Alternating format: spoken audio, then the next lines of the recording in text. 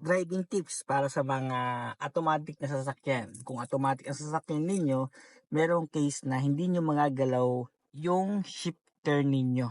Kahit kayo tapakan nyo yung brake, hindi nyo talaga kayang may baba kahit nakasusi yan. So, merong ganyang pagkakataon sa automatic sa sasakyan na hindi nyo magagalaw. So, ang tips lang dyan, kita nyo itong maliit na butas na to, tatanggalin nyo yung takip, tapos i-press nyo lang yan, ma-unlock mo nyo na yan, masiship nyo na yan pababa. So, try natin. Kuha na kayong susi. Yan. So, tanggalin lang natin yung lock. Yan, yung pinakatakip. So, pag natanggal nyo yung takip, so, press nyo na yan. Pag na-press nyo na yan, so, may igagalaw nyo na to. Yan, pababa. Okay. Malagay nyo sa drive o sa kung saan nyo pwedeng ilagay.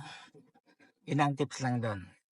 Ang ibang sasakyan, kung wala dito, yung butas na maliit, nandito tatanggalin nyo to sa mga automatic na sasakyan. So, ganun lang. Kapag kapag ang sasakyan nyo ay automatic na sasakyan para sa mga hindi nakakaalam. So, hindi nyo magagalaw talaga yan. Yun lang. Drive safe.